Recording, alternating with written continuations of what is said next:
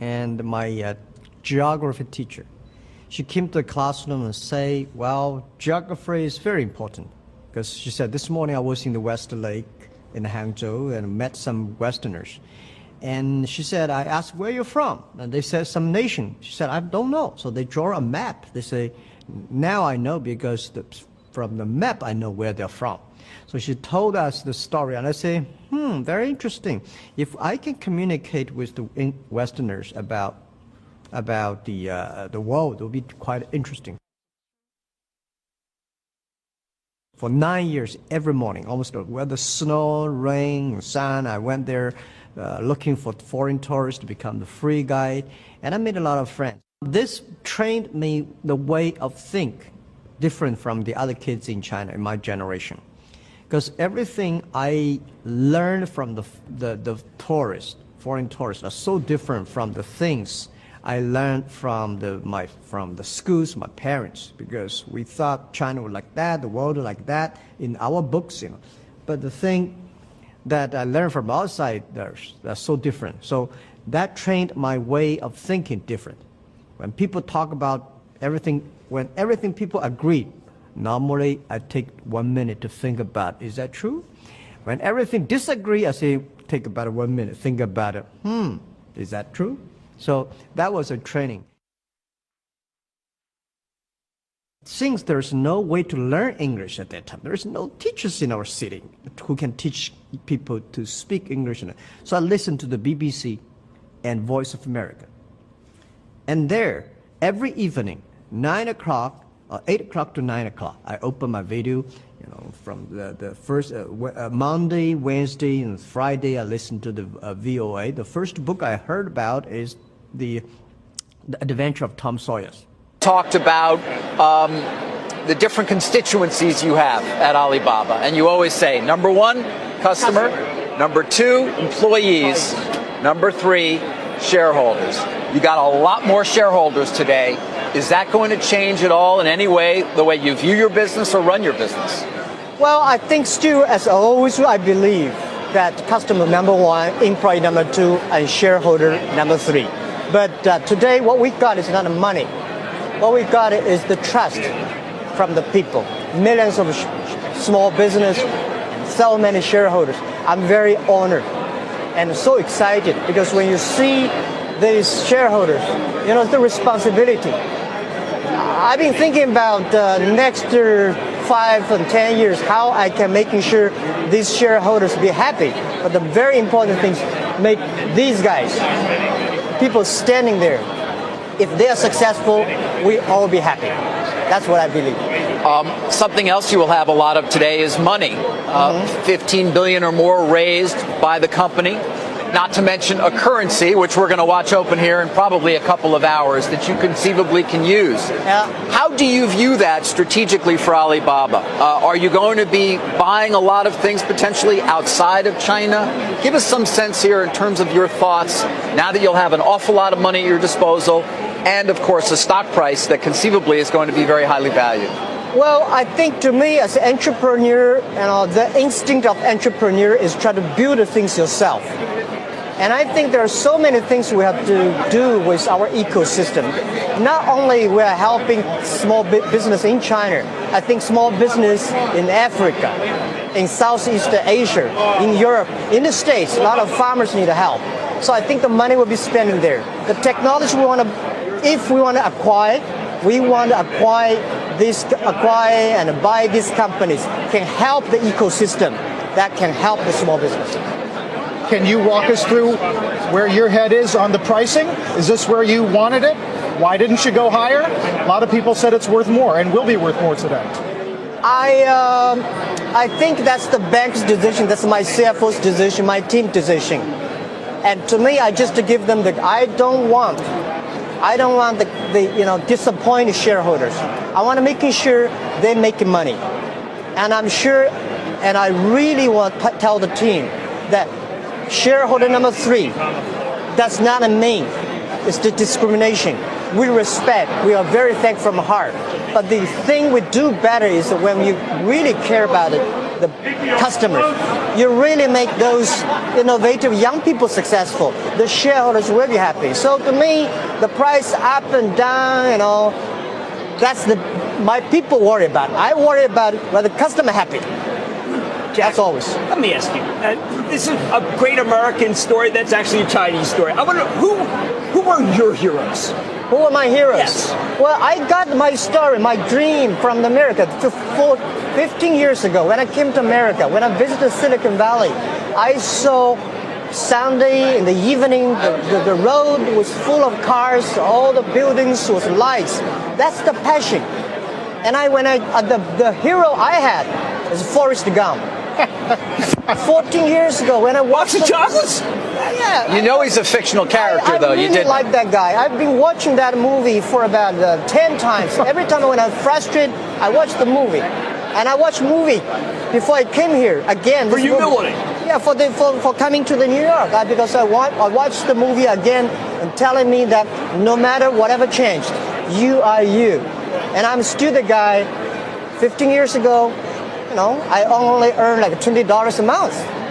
And today I can do that much, It's honor. What does it mean for the People's Republic of China? I think we were giving a lot of people inspiration. We want to encourage a lot of people say yes. Because one of the things I want to do, 15 years ago I told my people in my apartment that if Jack Ma and if people like us can be successful, 80% of the people in China can be successful, and 80% of the young people in the world can be successful. We do not have the rich daddy, powerful uncle. We do from nothing. So that's what we want to do about China. What would you say to an American investor who is really interested in your company and the growth opportunity, but worries about interference from the government, transparency, books, regulators we don't understand? How do we get around all of that? Trust. Trust us, trust the market, and trust the young people, and trust the new technology. And the world is getting more transparent. Everything you worry about, I've been worrying about it in the past 15 years. Everything you worry about, I've been gone through this tough 15 years. That's not easy, and we are ready to work for another 87 years. So I want to tell the investors, we take care of them. Trust has to be earned, of course. Yeah, because when you trust, everything is simple. If you don't trust, things get complicated. And so when we talk about transparency and people look at the Alipay transaction, which got a great deal of publicity at that time and certainly was not something Yahoo was happy about, how should we view that? Well, someday people will find out. And today is not time. And I would say I have 25,000 smart people. If I do anything wrong, I'm transparent, I'll put that company into my pocket. And why I've been keep on telling mission and vision and value for 15 years. People would leave us. And we are making sure the ecosystem, somebody has to make tough decisions. As a CEO, you're balancing, and I'm doing that. And I want to say, someday, time not ready, but when people realize, when people know the real story, they will feel proud. Okay, well, feel free to come back and tell it to us when you're ready. I feel proud. I would just say one thing.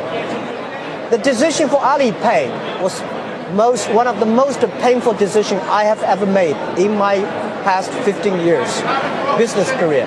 But this is the decision I feel most proud of in the past 15 years.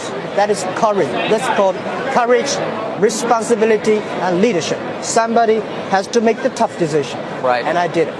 Jack, when I spoke to investors who met with your team as they investigated the company, all of them came out saying, of course, we're going to want to own a lot of shares, but they still had other questions that didn't get answered. Yeah. For example, your logistics business. You own 48% of a logistics business that is enormous, yet it's not consolidated at all on your income statement.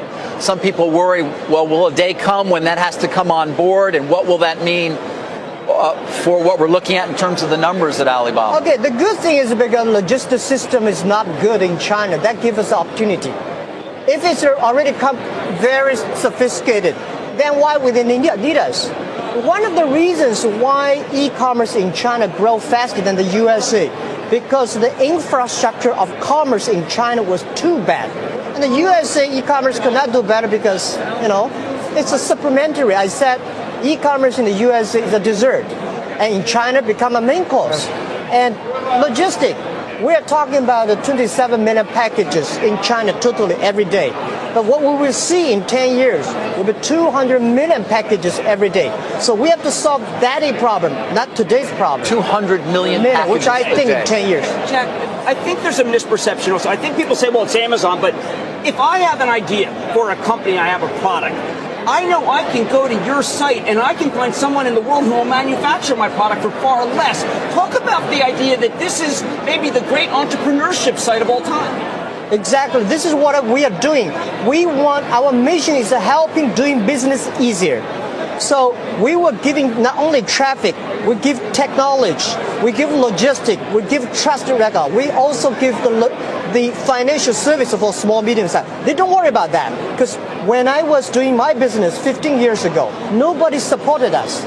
So today we want to build up this infrastructure. That anybody, if you have ideas, come to our site, working hard. Everybody is a fair play game. But you also care about making sure that there's no slave labor involved. No. Talk about that, because that's important, because I don't want to communicate with someone where I end up in a factory that collapses.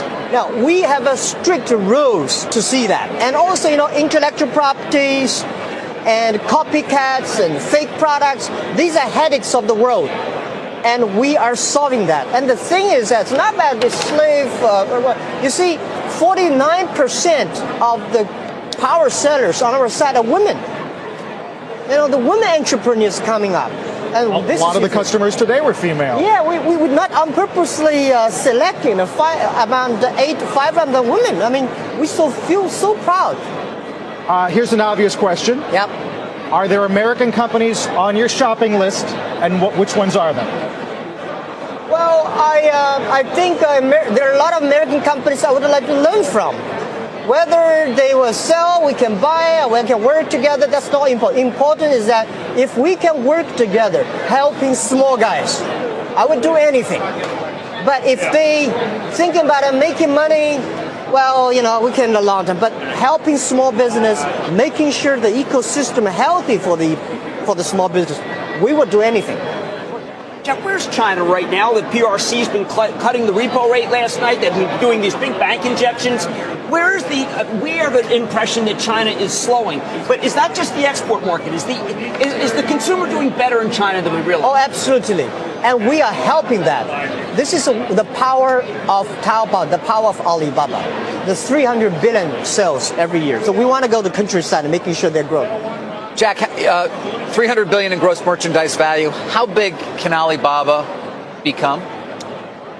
Well, we have a dream, which probably I'm not about to say, but I think we value that the China changed because of us in the past 15 years. And we hope in the next 15 years, the world changed because of us. We want to be bigger than Walmart. We want to be bigger. It's not with the size. We want to learn from Walmart. They changed the business last century. They strengthened the B2C. And we hope 15 years later, they say, this is the company like Microsoft, like IBM, like Walmart. They shape the world.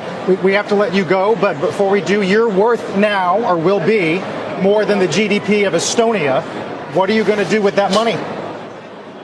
Oh, what are the main? Still focusing on our mission. I mean, But your own personal wealth. For me? Yes.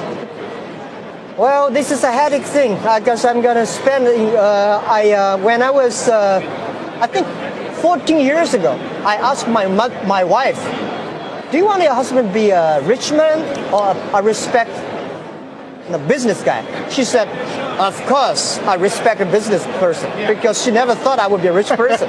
Because we were having fun doing it. So today, I think, and then later I said, before I'm 50 years old, my job is making money, helping other people making money.